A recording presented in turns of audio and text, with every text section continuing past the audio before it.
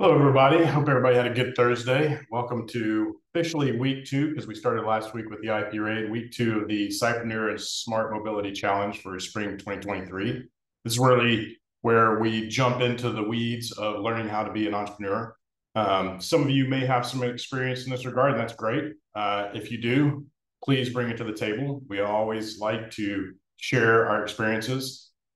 I have plenty to share, lots of great stories, lots of good successes, and probably more, if I had to count, failures, because many of the successes were built upon understanding and learning how to get back from failure. So I'm pretty open and transparent about sharing those things. We're going to talk about that some tonight. We're going to spend probably every minute of every 2-hour session talking about entrepreneurship for at least the next several weeks. We're going to go through some of what tonight, talking about how the next several weeks will go. But most of the part, we're going to jump right in because we don't have a lot of time. And remember, these sessions are just 2 hours a week, and we're trying to get a lot of information in. What I would like to do is just kind of continue on with the class. I have lots of slides to go through. I have the way my setup is I'm looking at what I'm showing and what I'm talking to y'all about. So I also have on my screen the ability to see if someone's asking a question, either by raising their hand. There's a little feature in Zoom to raise your hand. And I also have the chat window up. So if you have a question and you would like to get my attention, best thing to do is either to, or both of these rather, raise your hand through the Zoom feature where it says reactions, and then also put a little chat thing in the window to stop me and ask me a question. Or just come off mic and say, hey, Brian, I have a question. We'll stop and talk about that. By no means do I want to drone on for 2 hours and just hear my voice by myself, but I will if you let me. It's something I really enjoy doing. I enjoy sharing my experiences. I don't necessarily like talking about myself, but I have found that as I try to educate other entrepreneurs and founders, the best way to do that sometimes is to share my experiences, because that's how I've mostly learned how to be an entrepreneur. I think the best way to start is to give you a little bit of background about me, because I haven't done that yet. If y'all have seen a couple of the sessions that we've been on together through the IP parade or the info sessions, I am a serial third generation entrepreneur. My grandparents were entrepreneurs. My father and mother were entrepreneurs, and I never wanted a choice in that matter. My parents had both full-time jobs and side jobs. Mostly my father, my mother and I worked our retail businesses. I was managing a video store by the time I was 13 and loving every second of it. Certainly taking breaks for high school and college. Came out as an entrepreneur right after that, doing a lot of side gigs and side hustles all during that process. Sometimes I went and worked for big companies. I worked for St. Jude for a few years and really enjoyed my time there. But also I wanted to do different things. I also worked at 3 different times at FedEx. So I also worked at big, huge companies with 400,000 or 500,000 people. But in both those organizations, I was what was known more so as an entrepreneur. Most of the projects I worked on were very entrepreneurial and barely had any fertile ground when they were first established. I was brought in to kind of build those internal projects and different things that just didn't exist yet. So it was still fun for me. But after 3 or 4 years, the inkling to jump off and do something for myself and not have a boss kind of jumped back at me and made me take that leap again. Of course, every time I did that, I'm also sacrificing a paycheck and stability and insurance and 401s and everything else. But that's kind of my nature. So we'll talk about entrepreneurship here in a minute. So first things first, I think the best thing to do is talk about the teams, what we have here and what we have as we're going through this. We have selected 4 teams. This might be a little small. I sent this out in email, and we'll discuss this more. And I'll start building out some more structure around the programming after tonight. So we'll have a Google Drive. Each team will have a folder inside that. You'll have different things inside that folder. There'll also be a main folder. We will have different tools and different reference material to help you along this process. I'll also deposit things and withdraw things from that. You also deposit your homework in various folders week by week. You won't have homework every week, and it won't be extensive homework. It shouldn't take you more than maybe even an hour individually or as a group, and you can pass it all back and forth and probably even not even need to meet as a group. But certainly it's not going to be overly exhaustive or laborious for you to do this. You shouldn't have to have hours upon hours of time needed to devote to this. It's fairly easy. If you just kind of get together and put your minds together, I'm sure you'll have no problem. I'm also here to support you in this regard too. So we have the 4 IPs. We have 2 that are life science based and 2 that are more on the smart mobility space. And we have a couple of things that actually might transition well and work together on the cancer side. So we do have 2 kind of cancer therapy, cancer treatment type processes. So maybe there's some synergies there that we can do. Now, teams shift and shuffle sometimes, so we'll see what happens between this session and next session. I don't see the count here for the total number of people that are supposed to be on this call, so I'll still be following along with people. As long as we have 2 or more people on these teams, we can get this done. I'm here to support you, but generally we should have 3 people along the way to do this. So we also record every session. Every session is going to be up on YouTube. And you can look at those at your leisure. They never go away. You can also look at last year's and the years before for reference, but each week will be there. We'll also talk about and take into consideration at the end of this call, spring breaks and stuff like that. I'll do a general question and answer about spring breaks and how that impacts people, and we'll figure out how we can make sure that doesn't derail us anything. So, Jason, I see you may not be able to hear me yet. You're joining right now, Jason, so I appreciate that. No worries. I was just saying everything's recorded. So, I mean, you've only missed a few minutes. You'll be able to go back and see that. No problem. Every week's recorded. And you can go see that. And again, you can go see the last couple of years too if you want to jump ahead. But I kind of changed things up year to year. So it's going to be a little bit different as we go. So these are the teams, and we'll follow back up with those more details as we progress through tonight and with follow-up information tomorrow. Okay? Okay, so what we're going to discuss tonight are some entrepreneurship basics. I like to kind of dive into, the territory that you're diving into yourselves. To me, the entrepreneurship side of life is something that can help you with anything. And what you'll discover as we go through this, it's not so different than many other things that you would tackle when you're trying to break down a problem.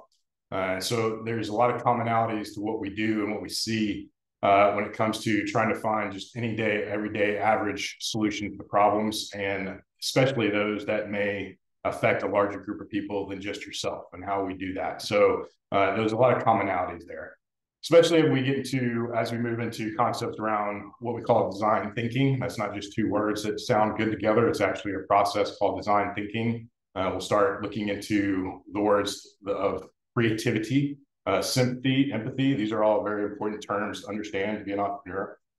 Also, we have a tool that I've created called the Idea Discovery Canvas. It's a single piece of paper that helps you break down your overall concept and vision. It's really nice to be able to have a tool that has, in a singular kind of fashion, everything that you would need to kind of break down all the facets, all the pieces that need to fit together to be a holistic solution in one single page. It's something you can share, it's something you can build upon. And we're going to break it down kind of along these lines as we go through the next several weeks of looking at the problem, looking at the customers, looking at the solution, and then building a value proposition from that. And we'll break down each one of these pieces so you understand how to create that narrative. And as I said earlier, when we're doing this, and I said this in other sessions, when we're doing this around the IP that we have sponsored for you. We hope, and in the plan and our efforts and everything we're doing, this is why I spend my time in this position as the lead of commercialization entrepreneurship at TenSmart and BioTN, is to hopefully move businesses or intellectual property into business forms out into the market, right? Something viable. But as I'm saying this, and as I'm hopefully imparting some other knowledges that maybe some of you have and some of you don't have, you will be able to do this in your own businesses. Maybe you have businesses now that you're looking for, new ways of getting into the market. What we are talking about with the Idea Discovery Canvas, and what we're talking about market identification, especially tonight as we get into the main meat of what we're talking about around problem framing, is a big part of how you start building a narrative that you can sell. And that's not just selling to a customer. It's also selling to how we kind of think of what a customer actually is. And maybe a customer is not a customer. Maybe the customer is the consumer. And I'll break that down actually a little bit tonight. We'll go into it further in our next session when we start breaking down the customer. So we'll start and spend a lot of time tonight towards detailing the problem. And a little hint here, that's where your homework's going to reside, is building a problem statement. So, all right, so let's move forward. Are you an entrepreneur? I get asked this question all the time, obviously, and I love to ask this question. And I love to hear the people say, no, no, no, no, no, no, I'm definitely not an entrepreneur. And I'm like, why? Why do you think you're not an entrepreneur? And half the time I know they are, because they have their own business, right? Or they have something going on, some side hustle, some that's this very, self-oriented, self-motivated. They're doing something outside. And I say, well, you may not be an entrepreneur, but you're very entrepreneurial, right? And I want them to understand that entrepreneur is more of a mindset, right? And it doesn't necessarily mean that it is a singular thing, right? And it also is something that you don't ever have to take that leap of faith without that paycheck and without that insurance, without that 401 to be an entrepreneur. You can be entrepreneurial, and that's really where we want to take y'all tonight through this program, is to understand how to be entrepreneurial. But there's some considerations, right? There are certain types of people that are more inclined to be entrepreneurial than others. There's those people that have the personalities. And I put these two words up here at the top because I think they're the most misdefined or ill-defined, however you want to say it, words in the human. Well, I mean, there's plenty of those, but these two are certainly up there. Extrovert and introvert. Everyone's like, well, an entrepreneur, you have to be extroverted. And I'm here to tell you that and yes, I'm extrovert. I mean, I think you can see that's fairly obvious. But I will tell you that a lot of entrepreneurs, probably more than 50% of the entrepreneurs that I work with on a daily basis, are definitely not extroverted. And even when they kind of embolden themselves with that 30 seconds of courage to go in there and do an elevator pitch, or that 5 minutes of courage to just do a rock star presentation on a stage in front of 300 people, they're still the most introverted person I know, right? So it's not about being someone who's extroverted or something introverted. In fact, sometimes an introverted person have a perspective and an empathetic kind of point of view that an extroverted person doesn't see, because they are so extroverted. They are so out there. Their eyes are way too open sometimes to kind of see the fine points that an introverted person might see. So there's not one that's better than the other, and you'd be surprised how sometimes one is more than the other.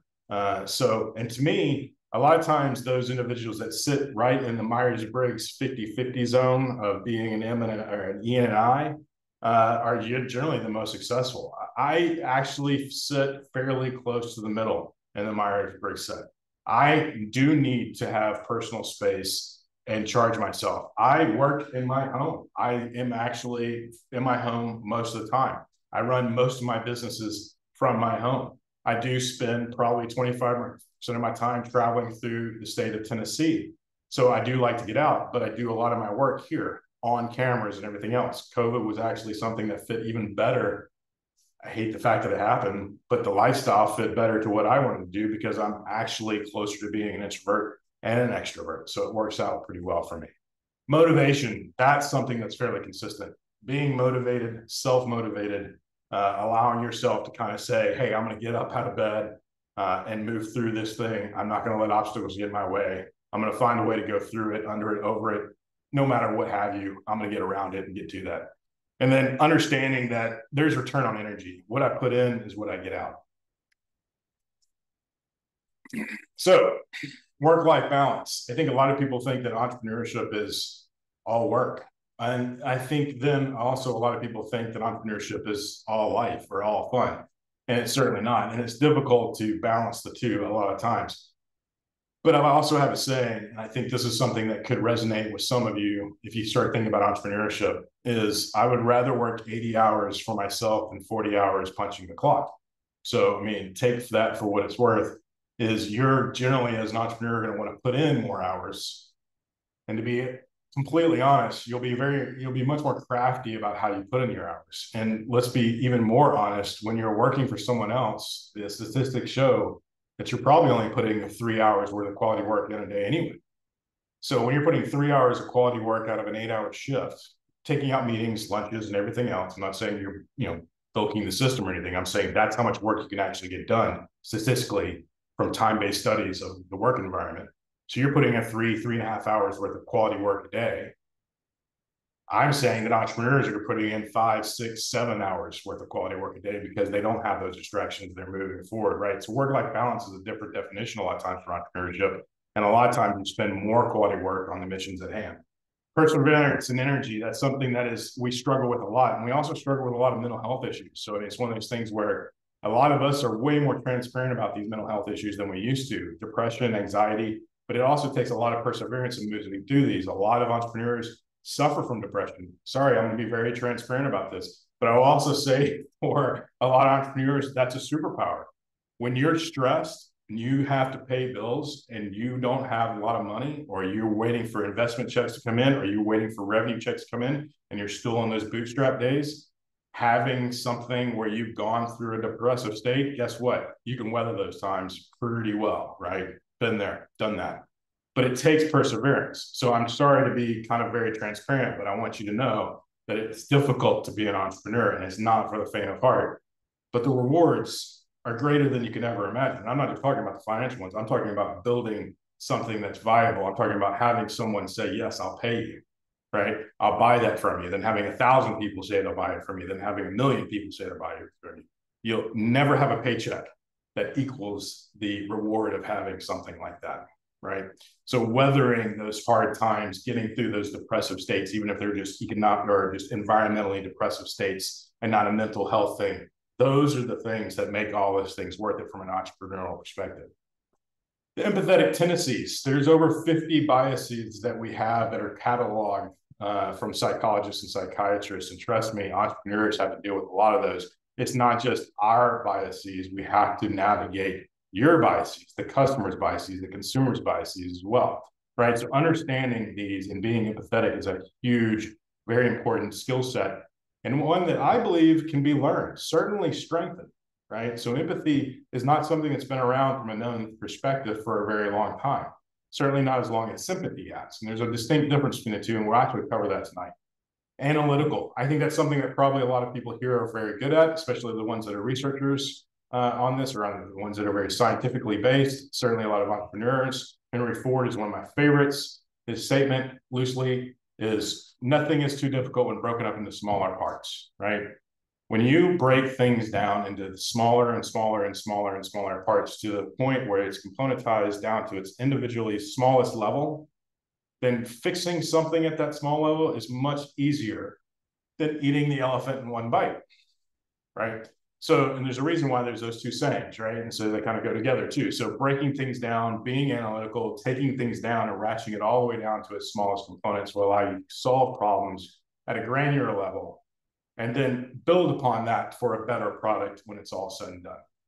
And then this is one that's really important for me. 3 C's, character, confidence, and coachability. And this is really speaking to you as entrepreneurs. When you're first starting a business, you are the leadership of the organization. You will be the one that's in the leadership core from the beginning of the business, and possibly even to the all the way into the exit. You may be replaced as you go through levels of funding, because there may be an investor that's giving you $50 million or $500 million that believes there's a better CEO to take you to that $3 billion or $30 billion level. That happens all day, every day.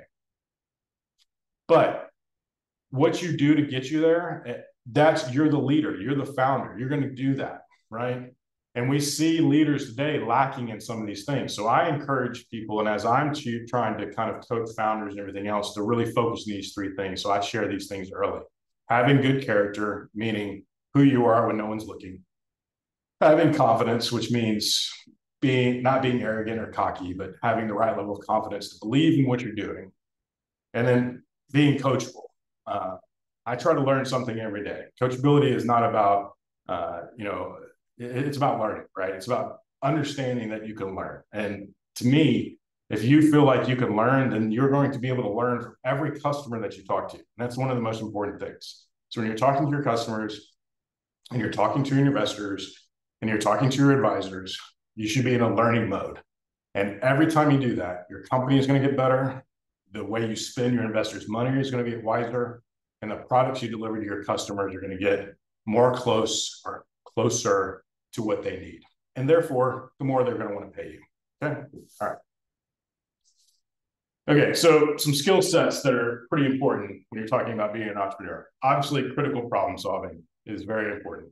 We talked about that also in the last context of breaking things down. I'm going to go left to right, talk about empathetic research and empathy, looking at things with an empathetic lens. So when you're breaking things down, You have to understand the almost profile. You have to understand the other person's shoes, right? What it feels like to be in that position, right? Don't just feel for them. Feel what it's like to be them, right? And there's a difference. Sympathy is feel for them. Empathy is feel like them, right? That's the difference, okay? All right, so user-centered ideation. Again, that's being empathetic. Put yourself in their shoes. They are the center of your product. They are the center of your solution. Also understanding they might not be the customer, right? They might be the consumer, and they might be the one who eventually uses the product. But I'll give you a good example. We have 2 cancer products in our cohort this year. The obvious thing to say is that the product is for the cancer patient. I mean, we could say that all day long. That's what we're trying to cure is cancer. But the cancer patient doesn't pay for the cancer treatment. The insurance company pays for the cancer treatment. And then the patient's parents, or if we're St. Jude, or the patient themselves, or maybe not the patient, someone pays the insurance company possibly. The hospital pays part to the insurance based on billing codes. The physicians order the treatment. Now, tell me, who is the one actually paying? Who's the one making the decision? And it might be obvious, seemingly the doctor. No, that's not actually the case. It could be someone in billing. It could be someone in administration. It could be the insurance company. It could be a combination of all those people put together, decision makers. And believe me, there could be a saboteur in there that doesn't want those things to change, even for the cancer treatments. Oh, and let's add the FDA in there. And let's add all these different things to this mix to understand that even though the end result, the end consumer is the patient with cancer, the people and the entities in between are all have to be sold on the same thing. And each one of those is going to have a value proposition. So even though it's user-centered all the way to the end, you understand that there's each part of the element that has to be sold into as well. All right. It can get very complex. All right. Going back to the bottom, middle row, all the risk mitigation, easy to understand. We got to figure out what the knowns are, what the unknowns are, and this gets a little confusing. The known unknowns and then the unknown unknowns, right? What we know, but we don't know what we're going to do, and what we don't know, and we have no idea what we're going to do. Conceptualization, being able to take things, mentally understand how you can build a solution around them. Strategic planning, thinking not just 2 steps ahead, but 20 steps ahead wherever you can. Monetization, if you're doing something you can't make money off, why are you doing it? Now, that being said, I had a conversation today with one of the IP founders that had the retinal scanning with the AI for the child abuse, right? It didn't make the selection into our program, but it's a really cool thing. And it's going to be very impactful. But how does one implement that? And what is the value proposition? Well, one can very easily say the value proposition is protecting kids, but what's the motivation for a hospital to implement that? And what's the program and the product that's needed to be approved to be in that? Is it something based on protocol? Is it something that the city or something related to human and health services needs to implement and therefore would buy from the company? See, this is how we have to figure out how to monetize a product like that. Okay? And then startup funding, certainly you need money. Entrepreneur sustainability. So these skills and being able to break things down, research, conceptualize, plan, think ahead, risk mitigation, think left, right, center, all these things. These are all skills that have to be employed and deployed as an entrepreneur. All right, you'll see this guy probably in every one of my week's slide decks because I think he's funny and he kind of always makes me think. And this is always a good segue into the next step. And I like to ask this question. I used to teach actually before COVID with real people on the other end of my eyeballs. And I'd ask this question at the beginning of the semester, are you creative? And I usually have at least 2 self-proclaimed artists in the room, and they would raise their hands and say, yes, I'm creative. And then the rest of the people would not raise their hands.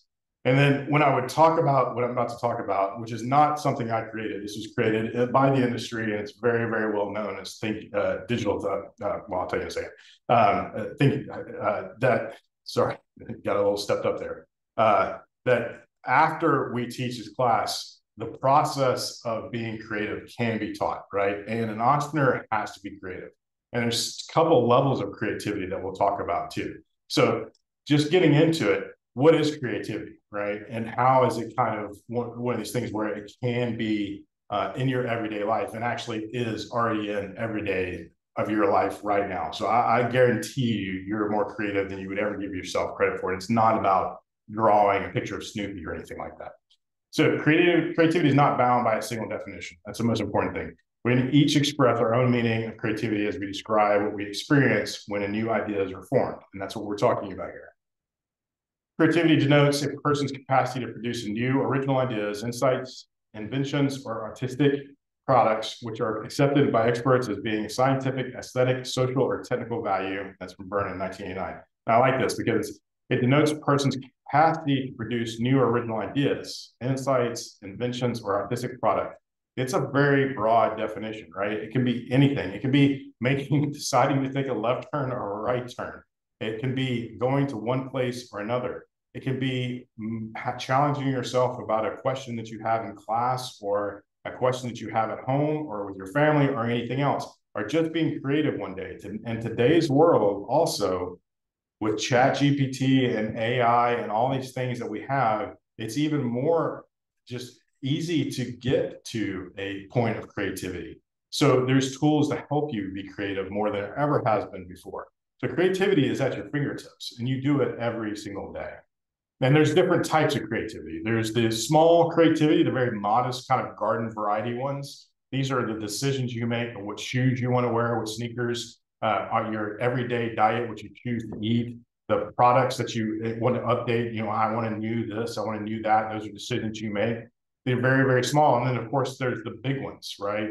That we see in everyday world, right? These things change the world. So as batteries change and alternative fuels change, Facebook changed the world, Snapchat changed the world, TikTok is changing the world. These are different things that change the world, maybe for good, maybe for bad, because as we saw Facebook changing the world starting 10 years ago, now we also see it affecting the world with Brexit and our elections and Russia and all these different things. And I'm not saying I prescribe to one or the other. I'm just saying these are facts out in our space, that social media went from something of great value as we thought it to be to something that is impacting the world possibly in hugely negative ways. We can always, go into some sort of discussion about Twitter and where it was. And the fact is, the only part I'll talk about is that in some points of the world, Twitter was the only way news was ever shared, right? And now the trust factor of Twitter has been greatly diminished. I'm not going to talk about why or who or anything else. What I'm talking about is just the trust factor, right? So you had whole countries receiving information in one way, and now that can't be trusted, right? So that impact that has been made is huge. And those were creative choices that were made, in some cases by individuals, right? So creativity can be very, very small, and of course, very, very, very large. If we move through this event with cures for cancer on the other side of it, that's a big C. Okay, so design thinking is a big part of what we're talking about here. And it wraps very well with the scientific and kind of technological world, because it maps pretty closely to the scientific method of doing observation, building a hypothesis and theory, and then testing that through experimentation, observing the results, documenting the results, talking to people about those results, and then repeating that, right? So it's a very kind of known process that we've all kind of at least had some 8th grade chemistry exposure to. In this context, it's all about building out an idea. In this context, it's all about entrepreneurship and prototyping something from nothing. So let's kind of dive into design thinking. So, and I'm just going to keep rolling along. Remember, if you have a question, come into chat, come off the microphone, say hello, Brian, stop talking. I'll take all said cues. Okay. Design thinking. All right. So design thinking is a concept from originally a company called IDEO. It's a really, really, really well-known in my space marketing and just design company.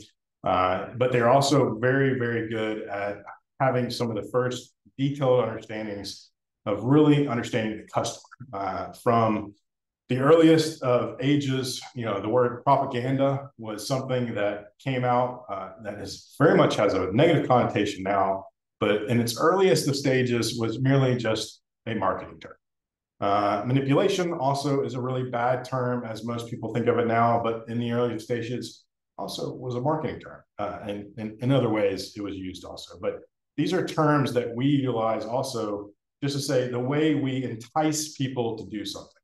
Well, the way we entice people to do something is understanding their behavioral model, right? And understanding how someone makes a decision, okay? In order to do that, we have to get kind of deep into the understanding of what something is. Like, what is the inspiration? So where inspiration meets ideation and implementation, that's where design thinking lives, right? So what were we inspired to solve? How do we figure out what needs to be implemented to solve that problem? Allows us to be creative in the ideation to bring in a solution, right? And so that's the three core activities of design thinking. It's pretty simple. And this is really where we go. We start off with this kind of crazy discovery phase of letting everything flow, no bad ideas, throwing all the wet paper against the wall, seeing what sticks, truly no bad ideas. All we're doing is focusing around a problem. You're coming up with experimentation based on your theories and what you want to try to hypothesize around. The experiments allow you to test, and it's kind of chaotic, right? And even in business, not in just the lab, we throw ideas against the wall all the time, even if it's not a physical product, even if it's a service. What if we did this? What if we did that? Why should we do this? Why should we do this? How did this happen when we did this? All these different questions, and those words are going to come back here in about 30 minutes when we get to the problem statement. These are all things we ask in order to break down everything in the discovery phase, right? We're trying to figure out and find out what the problem is, and also how a solution, maybe even a solution we've already thought of, properly fits to fix that problem. But we can't just make sure those two are complement each other. We also have to make sure that the design fits in a way that a customer is going to want to onboard that, right? So the design and the delivery also have to make sense. So as we get into the discovery, and as we start to refine it, when we get to the design and the ideation, and then we get to the implementation, which is when we start getting to the delivery, things start to smooth out, right? And then this happens. But this is what's supposed to happen, right? If you went back to just, wrong way. If you just went here and stopped at the flat line, that's exactly what your product would do over time. It would flatline. Your customers would have expectations, but their expectations would start to dwindle. They would have less and less use or need of your product over time. Your customers would go to competitors. Competitors would start to make better products, ones that do things yours failed to do or started to do better. You would leave an opening for competitors, and that's because you failed to deliver on new things. So when you get to a model like this, when you start to see that I can't be a one and done thing for most things, eventually you'll know that you have to continue to kind of rinse and repeat and keep going through those kind of chaotic design thinking days of doing that. There's companies that have groups that all they do is think like this all day long. I used to be in organizations like that, innovation departments at places like FedEx and St. Jude, mostly at FedEx, where we all day long, all we did was think about new ways of tracking packages. You'd be amazed how many ways we thought about how to track packages. When FedEx is shipping an organ from one place to another, darn sure that the person who's on one end or the other and all points in between want to know that that organ is in climate control from one point to the other. Also very secured, meaning we truly do know where that package is every inch of the way. So we built a sensor array to go along with a package that did just that. It had a cellular device on it. We actually had to work with the FAA. We could actually have 32 of these devices on a plane before we'd actually affected navigation. So if anybody's wanting to know how many cellular phones you can have pinging at one time on a 737, that's the number, 32.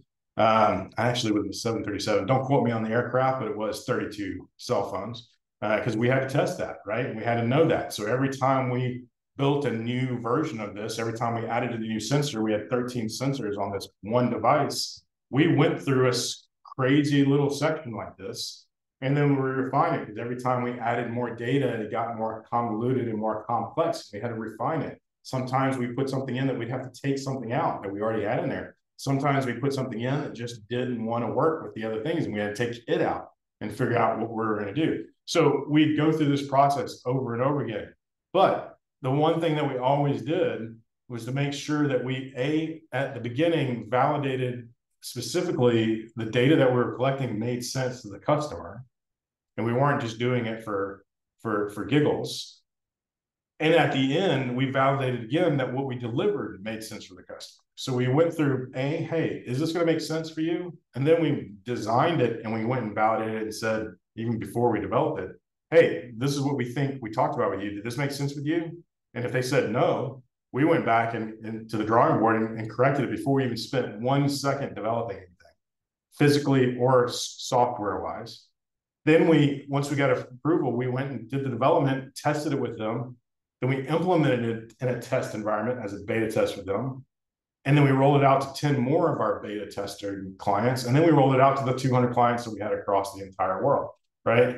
Each one of those cycles was one of these little mini chaotic points until we refined it, and then it kept going, right? And then we make another refinement. So design thinking is all about continuous improvement, but also continuous validation that you're still heading on that value proposition direction for your customer and your consumer.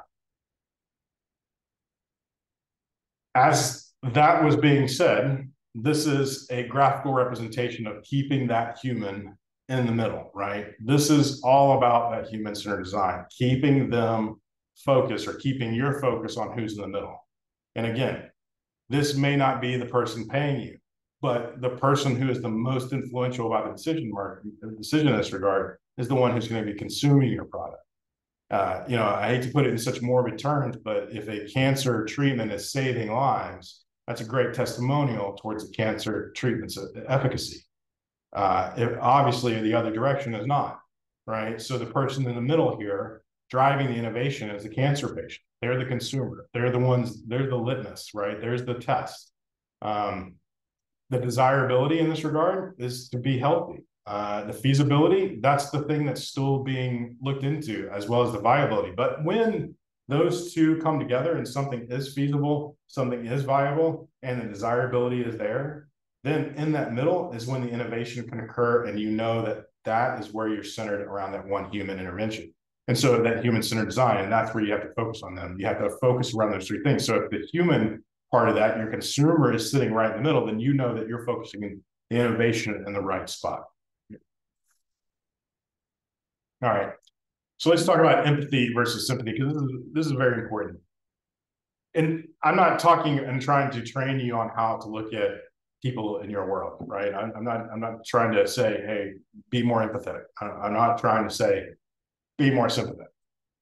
Those are things you should challenge yourself on your own, if you wish. What I'm saying is these are tools that you need as an entrepreneur.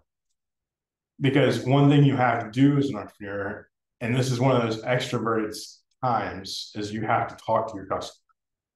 If you develop something in a research lab or your garage or your bedroom or wherever you are, and you're like this, going back to what I said about the 50 cognitive biases that we all have, the catalog of biases that we have as humans. And I'm like this, and I don't care. I can't even see you. I don't care what you think. I know my solution, because I have a solution. I don't really care. I know my solution is going to work, and everybody in the world is going to want it. In reality, what I've built is a solution that I think is for everyone. And as the adage goes, is I've really built a solution for no one. It's like if everybody had superpowers, no one would be a superhero, right? It's really actually true. I can't build something for everyone. It's just almost physically impossible, certainly mostly infeasible in many aspects. I need to understand who my customers are. I certainly can't build something for everyone at the get-go. I might build something that over time, everyone in the world needs, if I'm lucky. I might not be able to have everyone in the world buy it from me because it might be such a commodity that no one is buying anymore. It's just a free service at that point. But the fact is that at the very beginning, I at least need to understand what my beachhead customer is, which means I need a much smaller segmentation, which actually I have a slide for, a few slides, of what my beachhead customer is. So I certainly have to be pretty intimate knowledge-wise of who my early stage customers are. So that means I have to be very knowledgeable of what they are and who they are and even how they live, how they think, where they live, how they contemplate going through their daily lives. What are the things that make them make decisions? What are their motivations? What are their triggers? What are their capabilities? What are their fiscal capabilities? What are their demographics, right? I've just said 7, 8, 9 things that all have to be considered. But at the same time, I have to consider them mentally, almost even understanding them just like what their innate mental state is, not their health, mental health, but just how they focus making decisions, right? And that comes down to sympathy and empathy. Sympathy, like I said earlier, something that's been around, it's an understood thing for a long, long time. First, the ability to take part in someone else's feelings. Hey, I understand. I understand. That sucks. Best thing you can say, I'm sorry, that sucks. I don't necessarily know what you're feeling. I just know you're feeling bad and I feel bad for you. That's sympathy. That's important. Empathy is different. Empathy means even if I haven't been in your shoes, I can feel that you are feeling pain, or I can feel that you're feeling some other feeling. I have that sense. I can feel what you're feeling. I can feel the sense of loss. I can feel the sense of need. I can feel the sense of happiness or whatever it is. But in most cases for a product, when you're looking for an opportunity, you're just looking for something that they're lacking, right? I can feel what you need, right? And that's where you truly understand. And that's why empathy is so important. So let me give you some examples, or let me give you some context. I come up with ideas fairly routine. And as you can imagine, my brain, I mean, I'll be very honest, I am totally neurodivergent. I don't know what spectrum I'm on, but it is, okay? Doesn't matter to me. I love my life. I like the way I think. Let's move forward. My brain very rarely stops.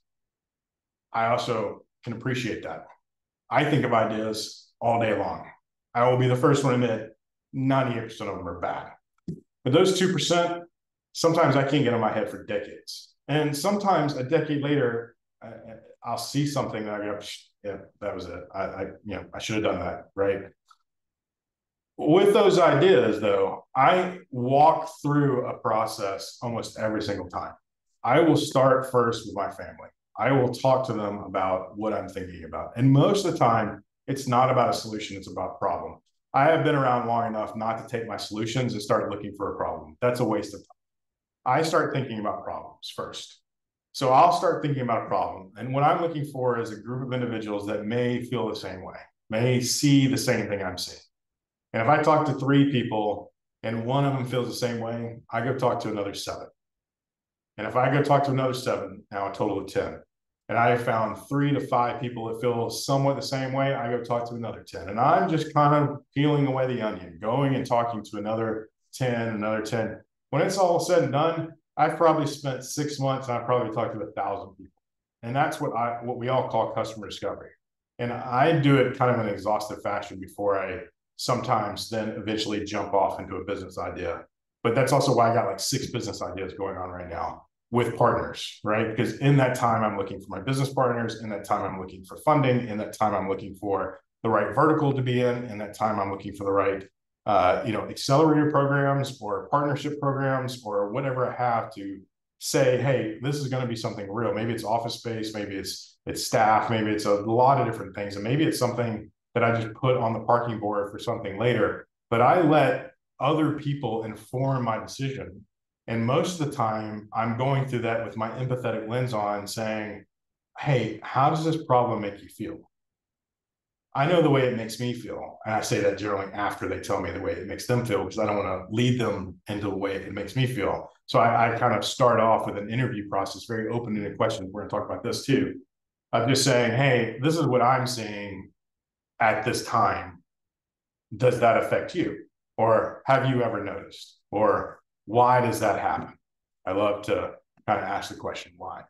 So empathy and sympathy are very important things. Empathetic lenses are what I try to use, put my empathetic lenses on when I'm talking to people. I'm not out there going, oh my God, I feel so bad, right? I'm not out there just to say, just to be that, just that extremely kind of liberal person out there, just really, just trying to help everybody, although I love to do that. It's one of those things where I'm just out there as a business person trying to find information, right? And a lot of times I follow up with those people. And then even more so on a fairly consistent basis, I keep going back to those individuals as my alpha users and then my beta users. And then eventually they become customers. A good percentage of them do, because I've built a relationship with them too, right? So over time, having an empathetic lens, talking to them builds a relationship that you can continue to prosper from and benefit from over time as well. So making these connections, going deeper, getting to the empathetic level, being empathetic and having an empathetic lens as you're diving into understanding what a problem is, trying to figure things out. These are all really good skills, really good things to kind of deploy and employ as an entrepreneur. Okay, take a sip here. All right, hope everybody's following along. Everybody's kind of quiet, but that's okay. We're going to keep marching along on this. All right, so there's several canvases out there, and we're going to use at least 3 during this process, if I remember correctly. The other 2. We're going to use the persona probably given time, but I know we're going to use a value proposition one in a couple of weeks, possibly even next week. This is the idea discovery canvas. This came from the utilization of 2 other canvases that I've used quite a long time ago over the years. After moving into teaching entrepreneurship, I thought, well, frankly, I just thought there was a better way of doing it, because theirs was just all over the place. And I'll share those with you if you want. But to me, this one's the one that is easier to break down. So this is Idea Discovery Canvas. This breaks down in 1 page your entire business concept. That's the idea. And the other canvases did that too. And a lot of people love them. They've been downloaded millions of times. Mine's been downloaded probably less than 1,000. So give them the credit. I love mine. So the idea here is that this is a 1-page kind of thing where you can have all of your ideas around one concept easily shown in a space that you can really share with someone else. Maybe it's your co-founders. It's great for co-founders to kind of work through a process. And we're going to work through some of this during the next few weeks. As you can see it helps you break down some major segments of a business. So the first one being, the product, service, customer kind of area. What's the problem or idea? What's a customer? What's a solution? Once you've kind of lockstep those and understand how those complement and supplement each other, because you have to have a problem, you have to have a solution, you have to understand who the customer is. Then you have, the unique value proposition. That's not what sets you apart from your competitor. That's specifically what your customer needs in order to buy from you. And there's 2 main words. It's the pain and the gain. What pain are you going to alleviate? What gain are you going to give them? And we're going to use another canvas for that, just a little easy canvas to fill out there. We call these canvases because it's just easier to kind of paint the picture, if you will. So the unique value position is, what are the things that your customer needs to either get or have alleviated from in order to feel value for utilizing your product? Unfair advantages going to the right there, that is your competitive landscape of what looks like against your competition, how much better you are than your competition. And everybody generally should have competition, needs competition. Maybe you don't, we'll see as we get into it. But remember, competition validates the industry, and a lot of times that makes it for an easier entry into an industry. If you have to carve your own thing, that can be very, very difficult sometimes. But a lot of times disruptive innovations is exactly what is needed. And in today's world, there's a lot of governmental funds that are specifically earmarked for innovation and disruption. The NSF, National Science Foundation, has specific SBIR and STTR funds specifically around disruptive technology. So just because it doesn't exist doesn't mean it's not going to get funding, doesn't mean it's not going to get there, it doesn't mean it's going to be overly complex to get to market. It just means it has to be first. And that means it has to be educated. The market has to be educated on why it's valuable, right? So it certainly can be there. And going down below unique value propositions, you have channels, partners. These are the things that you either need to market out inbound and outbound, but also the partners. How are you going to, do you have raw materials? You have sales channel partners, so on and so forth. Known obstacles. This is regulatory. This is IP protection. Anything you might have that are obstacles or could be obstacles. Cost and profit variables. So these are the unit economics. What does it cost to bring your product to the table, and what are the profit variables? revenue streams. So how are you going to make money? Where are you going to make money? And through what channels you're going to make money? Your key metrics, how you're going to measure success and quality improvement. And then we have an optional bucket there for sustainability. We all should strive for some sort of sustainability. So how are you going to make your impact or zero impact?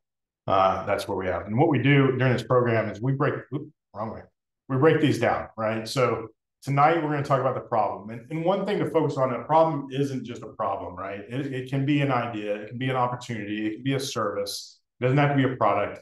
It can be anything that you're trying to bring to market, right? And then the customer, consumer, we'll talk about that in the next section. And then the solution, we'll talk about that next week. The value proposition, unfair advantage, channel partners, known obstacles, 3, and sustainability. Okay.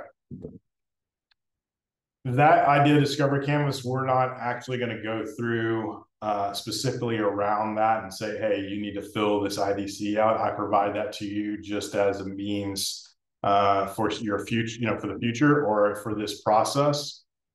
We don't have the time in this program to go through each one of those blocks, but we will go through several of them. So in the end, you'll have a lot of that material. And then as we move forward past this program, hopefully with y'all going forward, we will fill in more of that information and create a more holistic view with that canvas. Okay. All right, let's talk a little bit about markets and customers. All right.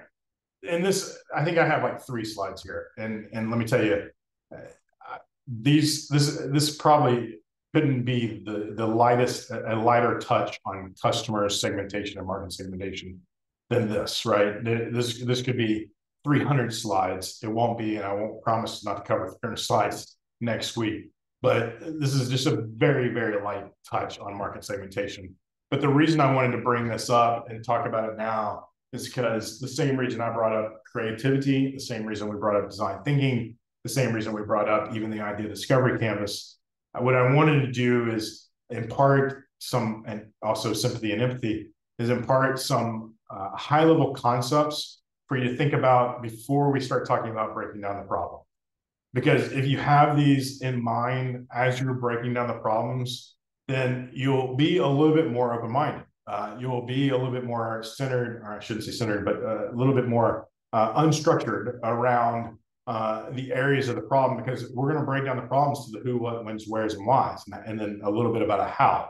So the idea here is like, I really want to make sure that you understand that, customers have to be taken into account, who's having the problem and why, and what are the factors and consequences of that problem. So you kind of have to think about who's suffering. So that's being sympathetic, empathetic, understanding the factors of why that consumer, customer, or the person being impacted the problem. What are the market factors that they might be affected by or impacted by? Why should that person be the center of your design, right?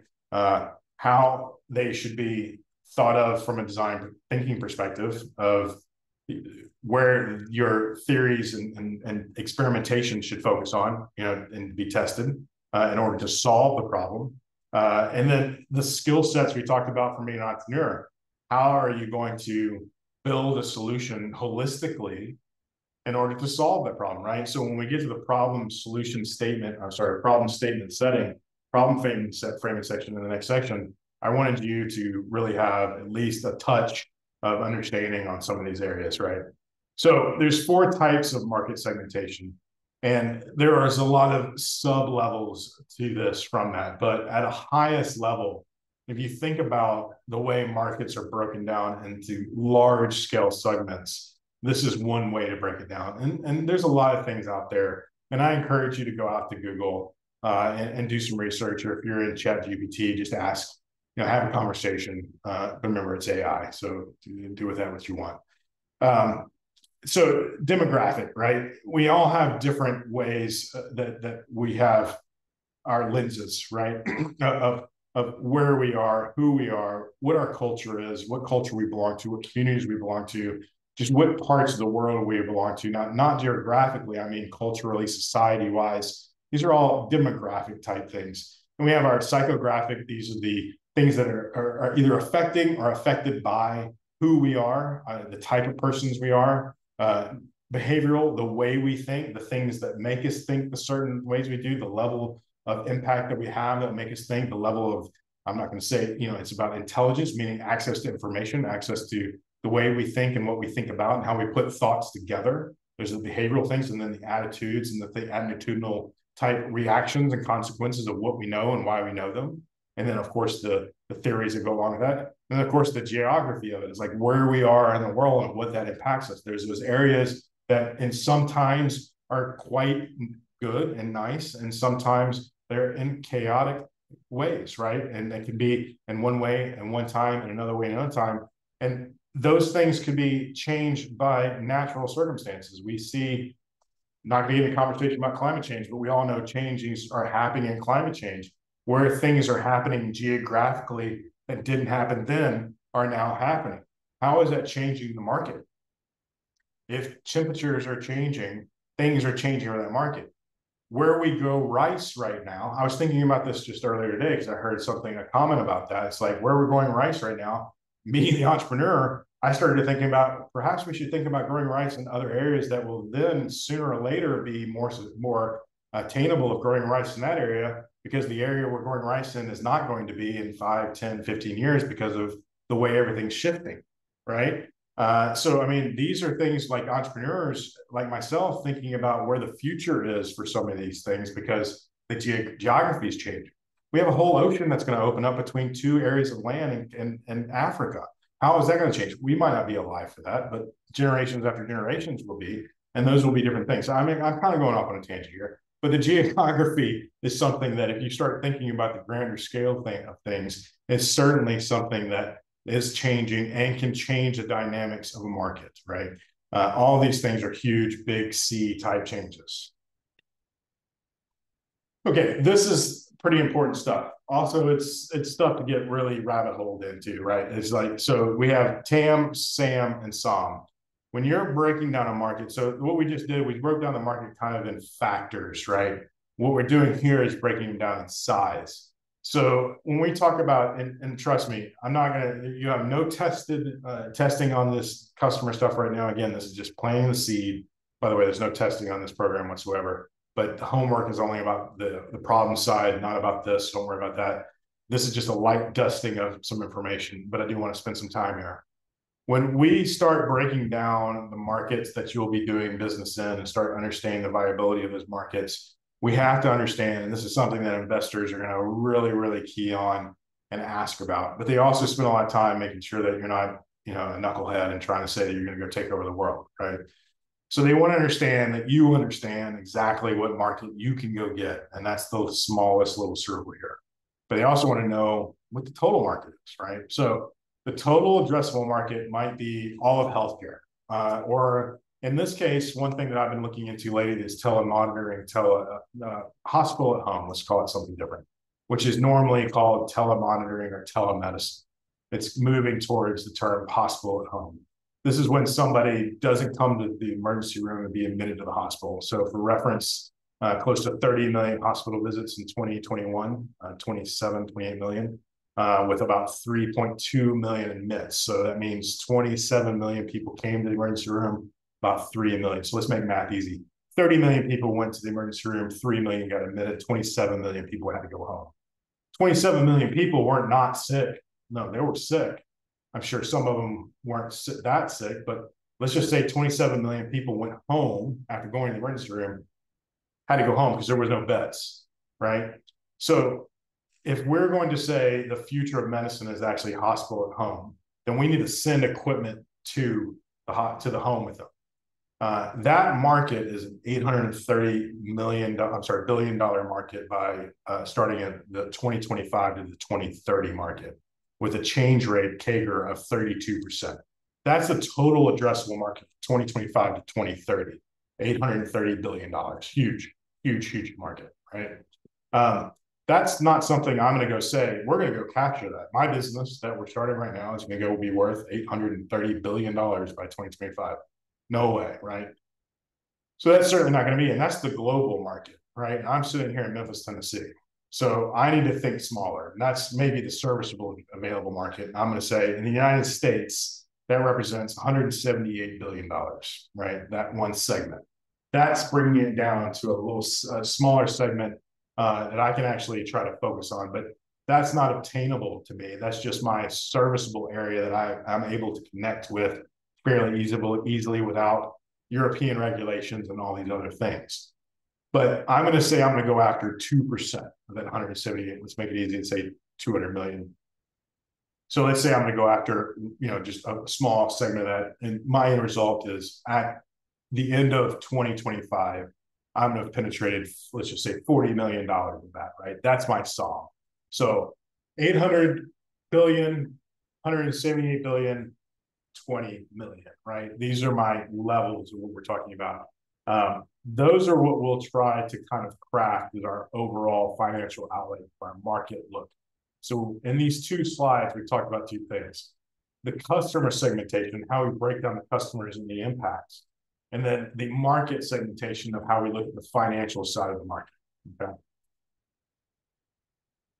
So we've talked about this a few times too, and I wanted to spend a little time talking about this. And I think I just have this, and I don't want to beat the horse on this one, so I won't spend a lot of time on it. We'll jump right into the problem side of things. The customer and the consumer are two different things, right? The 3-year-old eating the Frosted Flakes, Fruit Loops. The 3-year-old eating the Fruit Loops on the couch is not the customer. The mom or the dad who bought the Fruit Loops is the customer. The consumer is the 3-year-old. Now, the 3-year-old is the influencer screaming their cute little head off for the Fruit Loops. So they influence, right? The mom or dad now sees something online that says there's too much sugar in Fruit Loops, and they change, right? So what I'm getting at is, like, the consumer wants Fruit Loops all day long. They don't care about sugar. The customer, the one actually buying, is the parent. But now you have a saboteur who's changed the customer's mind, affecting the consumer. You see how this can get complex? That's how we have to start thinking about these things. Is like, sometimes the consumer, the poor 3-year-old, all she cares about is Fruit Loops, has the most influence, but that influence can be ripped out in a heartbeat. But then, with enough screaming, that influence can be taken back as well. So things change all the time. You have to be very well understanding and abreast of kind of the structure of who's doing what, who's paying what, who's influencing, who's sabotaging, who can be your greatest ally, and who can be your greatest enemy in the decision matrix of doing this. When we're talking about large scale automotive, and we're talking about large scale healthcare, we're not so often we're talking about who has to be convinced. When you're trying to sell something to Ford Automotive, you're not going to be able to go to the Ford dealership and say, "Hey, buy this product. It's going to make your F-150s better."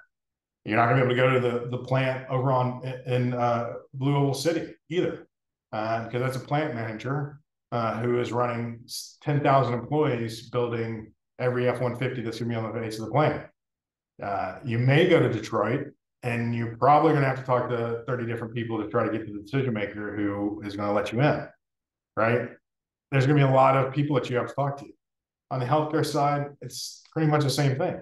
You're going to have to talk to investors. You're going to have to talk to the doctors. You're going to have to talk to the nurses, probably can't talk to the patients. You're going to have to go through the FDA. You're going to have to go through these things. You're going to have to talk to the insurance companies. You're going to have to talk to coding specialists. You're going to have to talk to the large companies like Cardinal and Baxter and BD and all these other Medtronics, Johnson & Johnson. I have to talk to HCA, United Healthcare, again, the FDA specialists, not to mention patents and all these other things. There's so many levels when we're talking about these two areas of technologies of people that you have to understand. Sometimes the actual end customer is the last person that has to be taken into account, because you have so many other people upstream and downstream that have to be taken care of. So understanding the entire dynamic of the market and the customer and all the influencers is a very important thing. And what we spend a lot of time on this program is trying to get to the easiest one. We call that the beachhead, right? And so that's what we're going to do as we move through that. The first thing we do, though, before we get to that point, is we have to discover what the actual problem is. We have to put it in a very concise statement. And this is not just for grins and giggles. This is a very important exercise. The next thing we're about to start on is the problem statement, because what it establishes is the first part of your sales pitch.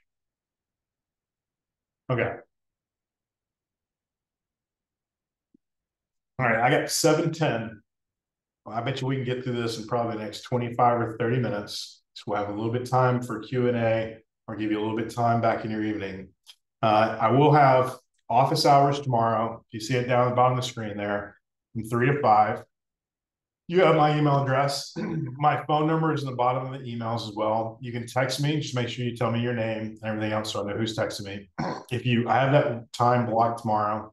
If you want some of that time, I can't give everybody an hour or even 30 minutes, but I certainly give everyone 10, 15-minute segments. Just hit me up and I'll schedule some time for you tomorrow. Okay, so 3 to 5 Central Standard Time, Friday afternoon, March 10th.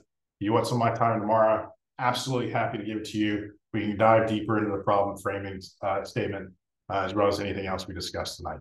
Okay. Okay.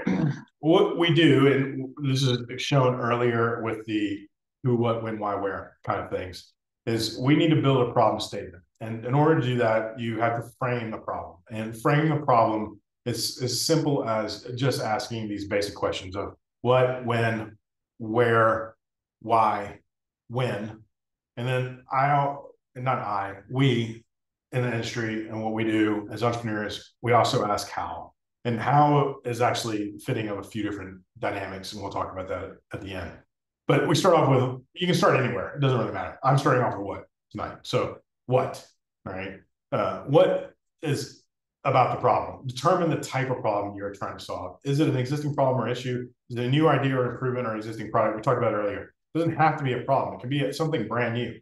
I always bring up 2 examples here. The pool noodle was definitely something that was not solving a problem. It is literally, but it is something that I actually have in my office. My computer screen wobbles a little bit, so I have a cut pool noodle behind my monitor, right? You don't have to see it or anything else. What I'm saying is pool noodles are used as solutions all over the place, but it was not a problem that it was in itself being a solution for. It was literally a byproduct of a father and son company where they just decided to cut them up and use them at the pool. They started making them in colors and they started selling them by 4-foot sections. And now they've sold trillions of feet of these things. Just more than you could ever possibly imagine. The pool noodle. Thank you. Made billionaires out of them. Certainly multi-hundred millionaires. I mean, just it wasn't anything that solved anything. It was just a great idea at a great time. Okay. I'll give you another great one. The water gun did not need to be improved necessarily, but the super soaker was something that was invented by a true life NASA scientist, true rocket engineer.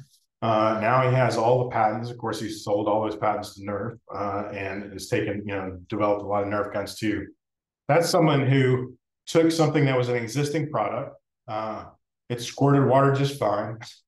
Wasn't nearly as fun as a super soaker, but certainly a water gun that shoots 30 feet reliably, and you can have a big, huge reservoir of water and shoot people all the way across the yard, made for a lot more fun on those summer days, right? That was taking something that was an existing product that wasn't broken necessarily, but he made it significantly better because he had a scientific mind and put that mind towards being able to have a higher volume and putting more pressure into the valve to allow for a greater distance of water. Right. And now 15, 20 years later, you're seeing the water beads and everything else and all these other stuff. Right.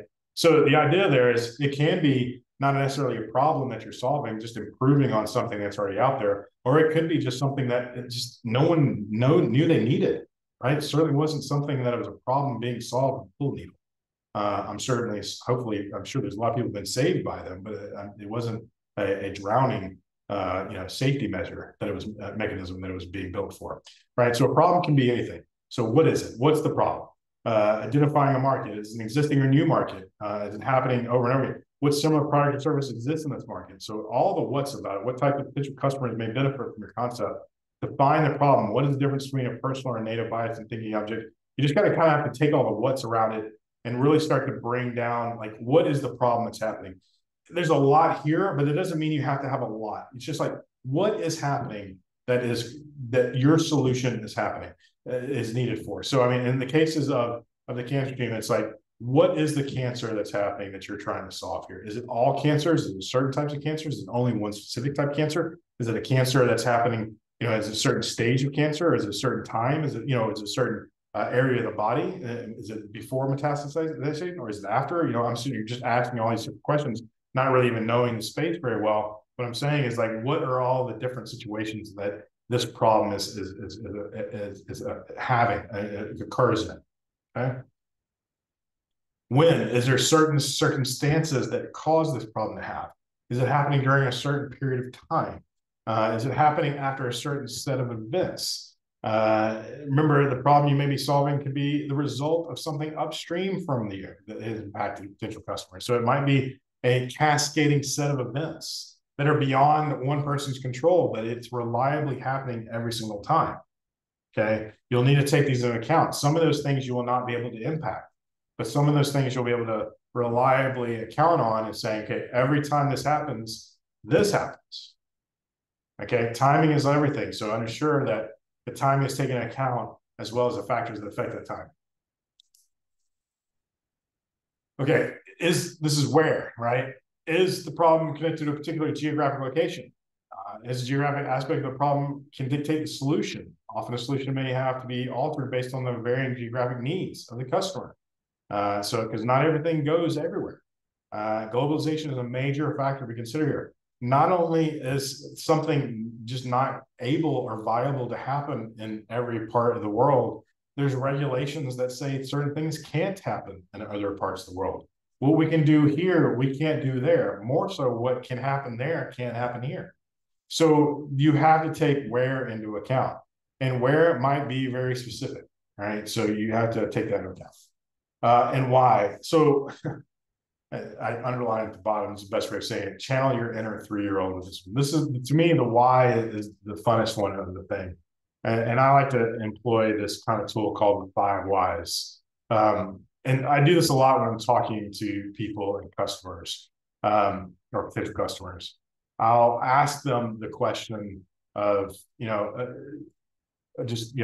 what happens when blah, blah, blah happens? And they'll give me an answer. And I'll say, well, why do you think that happens?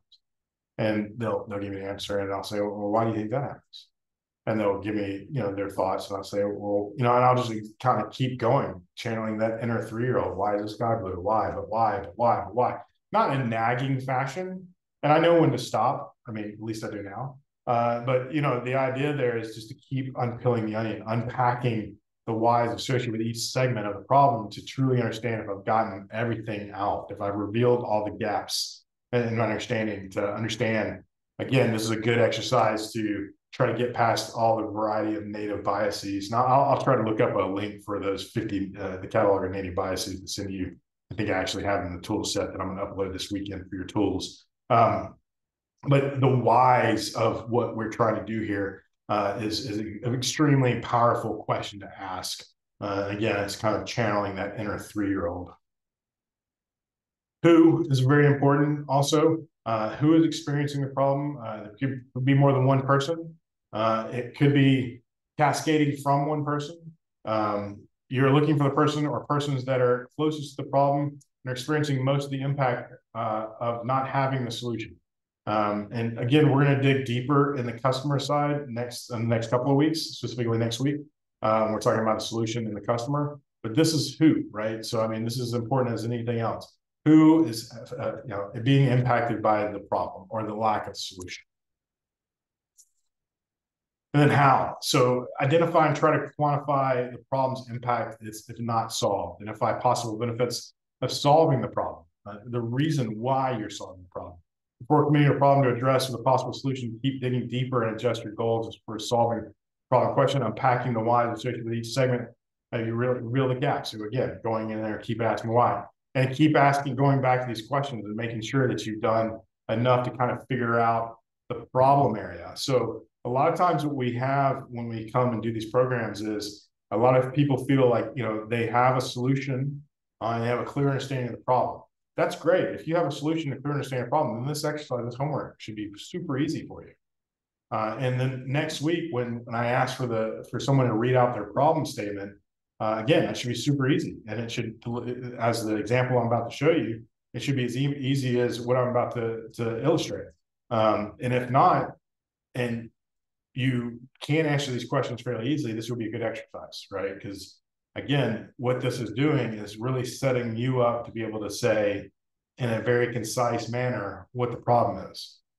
What I'm getting at is, if you can't say what the problem is in about 5 sentences or 30 seconds, then you're going to have a very difficult time impressing upon an investor or impressing upon someone who needs to buy the product from you. And what I mean that is maybe not the end consumer, but the decision maker, right? You have to be able to build a narrative quickly in order to hook someone in, to convince them that you want them to listen to you for the next 30 seconds and the next 30 seconds. That's my own goal. That's always my goal. I start off with the elevator pitch. An elevator pitch is 60 seconds. If I can get you to listen to me 60 seconds, I'm going to hook you in for 5 more minutes. If I can hook you in for 5 more minutes or 3 more minutes, I'm going to get you for another 5 minutes after that.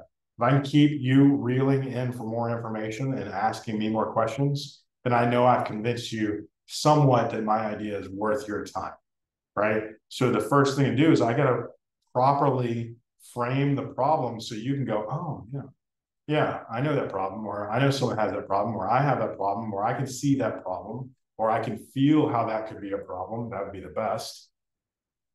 So we have to get to this point. So this whole exercise of breaking down everything to get to a problem statement is extremely important for setting the rest of the narrative. So this is an important piece of homework here. Okay, so let me give you an example. Townsville General Hospital, where operates 24 hours a day, 7 days a week. As such, a patient's needs must be addressed around the clock.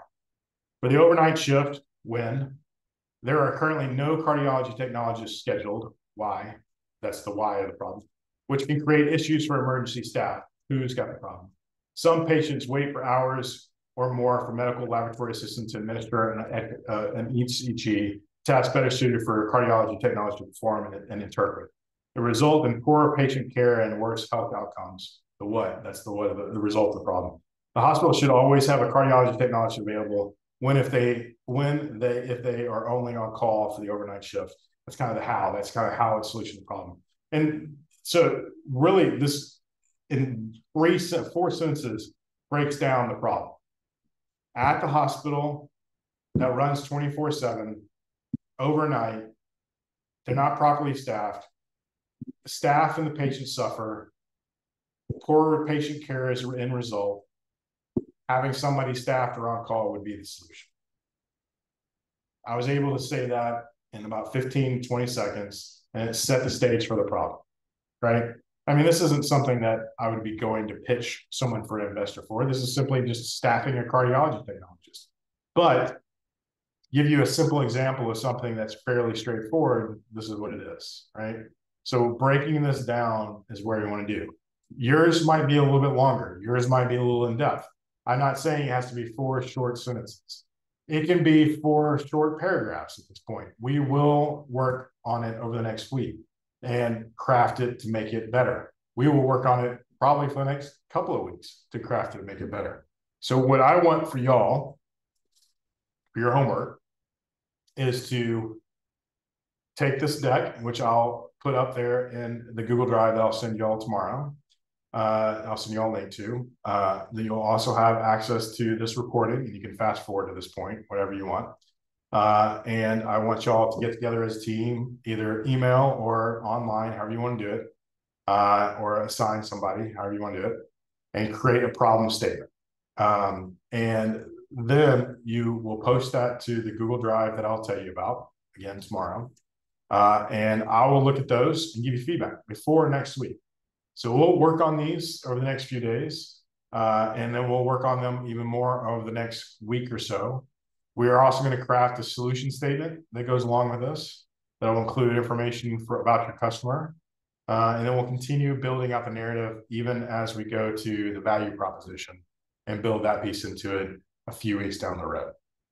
So tonight, the biggest things to kind of take away are it's fun to be an entrepreneur. It takes a lot of work. It takes a lot of skill, but those skills are easily to obtain. It takes a lot of grit. It takes a lot of discipline. The rewards are greater than you could ever imagine. There's no quick path to the customer. There's lots of things in your way to get there. The customer is not always obvious. You have to be sympathetic and empathetic. Creativity is something that we do every day. Creativity is something that can be learned and deployed.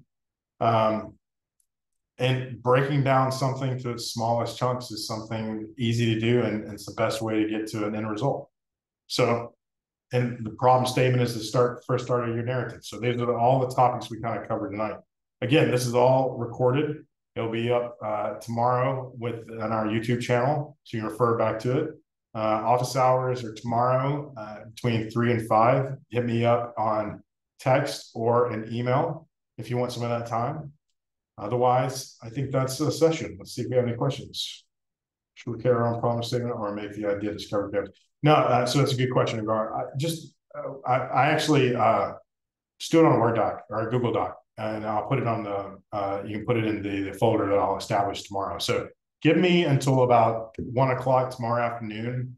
Go ahead and do it on your own if you have, just a Google Doc, and I'll show you where to drop that. Sorry, I am about 6 hours behind on doing some things for y'all. I apologize. I'll catch all that up. So there'll be a space to drop that tomorrow, and just use Google between now and then. And I'll follow back up with you about your question there about the venture capitalist part. Well, actually, I mean, I can talk about it now. So the question is, okay, I was also very interesting about your experience as an entrepreneur, but what about as a venture capitalist? I wish I had more experience as a venture capitalist. I have a good experience taking money from venture capitalists and sometimes giving some of that money back. But I also have experience of losing some of their money, but they still answer my phone calls. So, and I still bring them deals. So sometimes losing their money, but losing it after giving it a really, really, really hard try, having things fail that were beyond your control, but having the support from them the whole way isn't a bad thing. And they give you another chance on down the road. So, venture capitalism is a crazy world. We'll talk about that during the financing and funding stage in a few weeks. That was one of the questions. So. Brian, I would also ask this way. Thank you very much for the talk. Do we have to be entrepreneur before to become venture capitalist, or can we become directly a venture capitalist? What do you think on this part? I think it's best to be an entrepreneur before being a VC because it's easier for you to figure out who to invest in. Although if you have other people that can advise you in that regard, then you can make logical investments. But yeah, having some experience in that regard. But I will also say, and I know this is recorded, so I'm not going to give an actual number, although I think I have a number in my head. I'll just say a large majority of VCs have not been entrepreneurs. They have money, they've gotten money, they've invested well, they've either inherited it or they've invested to build their worth. Certainly the Bezos and the Musks, they invested early, they built companies, they created companies, and they have billions of dollars. They're certainly VCs, and they have funds all day long and every day long. But the other hedge managers and the other VCs, the Sequoias and other companies, they invested well and built huge funds and brought on other people's monies in their funds because they're good managers of their funds. But no, they weren't entrepreneurs. You take Andreessen Horowitz, Andreessen, he built the first modern day browser in Mosaic. Then he built Netscape. And then they sold Netscape. And he became a venture capitalist. And he's not built much since then, but he's invested in a lot of things that have been built. So he had some entrepreneurial skills. But then he just invested in $350 million in the guy who did WeWork, right? Which was a huge real estate scam. And he invested $350 million off a napping concept, which, so even venture capitalists who have more money than you can even imagine still make bonehead decisions.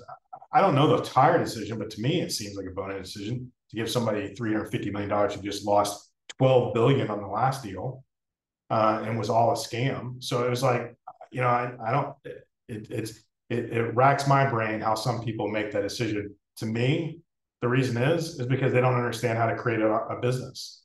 They don't understand that you can't just put money behind an idea. You have to put money behind an entrepreneur who's done enough iterations of hard work to build a business that can make something successful because of it, not just because they have a good idea and they're charismatic. So I think becoming an entrepreneur or partnering with an entrepreneur who's got experience is the best way of being a good VC. But I do know some good VCs that have never been entrepreneurs that are some of the best decision makers I've ever had. And those are the ones I associate with mostly. Excuse me. Yeah. Thank you. Yeah, I understand. You rather have a good idea or a lot of money. Yeah. Sorry, I missed that last part.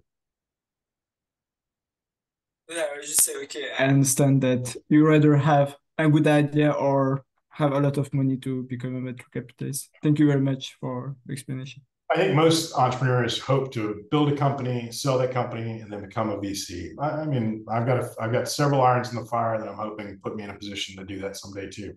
I have investments. I've made investments. They've all been small. I'd like to put a lot of money in a lot of startups, so that's my goal. So one thing that was just asked from Justin is, look, you're on your teams. You do your homework for your team as a team. If your IP, if one of the IP holders is on your team, that doesn't necessarily make them the lead, right? You're a team. You're a team of founders. Okay, so y'all work together to do that. If you have an IP holder on your team, that's all the better. You just have somebody who's got a lot of information at their fingertips on the product and the problem. So.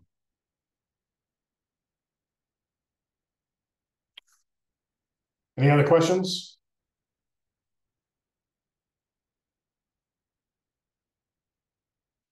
Okay, great. Okay. So yeah, I got one more for you, Brian. Sorry, it took me a second to get my mute off. Yeah, go ahead. It's Justin as well. So I saw the list as far as formation of teams go. I understand that, from your last answer, there's not necessarily a team lead or somebody that's taking charge of the specific team, the founders, as it were. Is there any recommended or preferred or suggested forms of communication? I mean, obviously, email, Zoom, Teams, something of that nature, whatever's convenient for everyone. But I didn't know if there was any standard by which stuff was being organized, documented, kept up with. And if this was covered in the first meeting, I apologize that I wasn't able to be on that. No worries. I've avoided and will continue to avoid making decisions around Discord and Slack because I like them all and I use them all, and I don't. And just to be honest, there's two things. One is I don't want another one, and two is everyone else has their preference too. So as a team, if you want to choose your favorite version of having your IMDM version of whatever you want to message back and forth in, I'll let you do that. I use Google Office Docs and Drive type stuff, and I'll be sending out links to a Drive folder for y'all to store your stuff for my needs and upload stuff.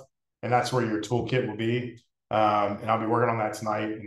And the reason I'm saying I'll give it all to you tomorrow is because I need to render this video. I need to upload it to YouTube. That'll take several hours over time. And I'll have all that up tomorrow by lunchtime. So for my organization, it will be Google Drive with Google folders and Google Docs and Sheets and stuff like that. For communications, I'll be utilizing email for communications. For collaboration, we'll be utilizing Zoom. And then for internal team dynamics and messaging, you choose.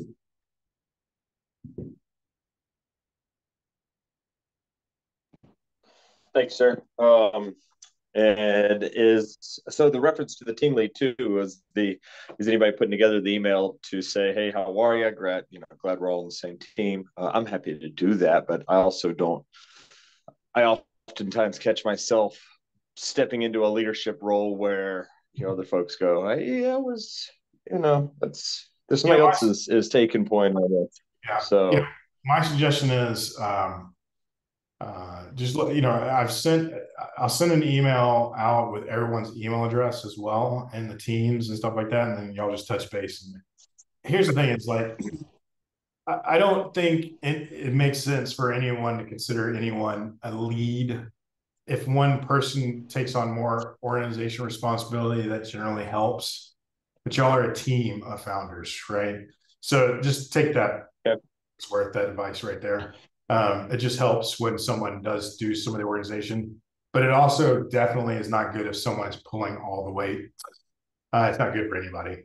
I really want y'all to impart the understanding that, founders are equal in setting and equal in stuff, right? And that everyone needs to complement some of each other. And let me just add this one thing. Single founders fail more than any other founder count, except for except for five founders. Five founders sins to fail a lot too. Too many chiefs, not enough Indians. The sweet spot is 3. 2 is often not enough. 3 is great. 4 works out a lot of times too. So 3 or 4 founders. When you were talking about a real business for the long haul, 3 is the sweet spot. So just take that into account when I'm saying, it's like you have a team for a reason, so utilize it.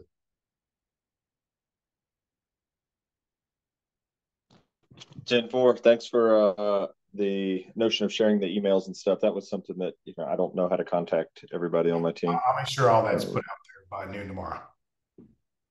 10-4. Thanks for the talk, the information. I'm really enjoying this. You're a good teacher. Your ability to share information through stories and anecdotes, I learned best through that. So that's me saying thank you. I appreciate it. Hopefully, I assume it's working well for everyone else, but it's working great for me. I appreciate that. I learned after a few years of doing this through COVID that I can't try to think if any of y'all are even awake. I just need to keep going. I am legitimately tiling a shower right now. So you are like hanging out while we're taking charge, figuring it out. Cool. Thanks, sir. Same time. So one final question. Well, actually, I have some information, some questions I'll send out an email tomorrow about scheduling over the next 2 weeks. But otherwise, we'll be here every Thursday, 6 to 8. So I appreciate everyone's time.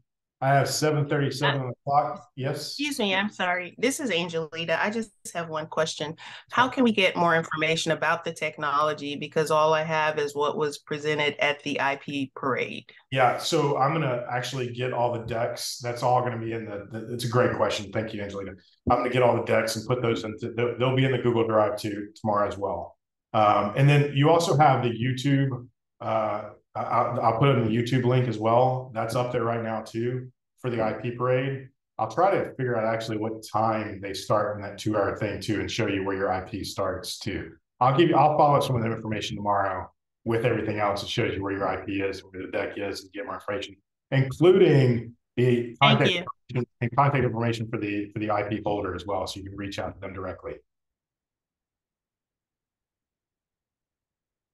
Okay. I've got 7:38. That gives you 22 minutes back in your night. Okay. Take care, everybody.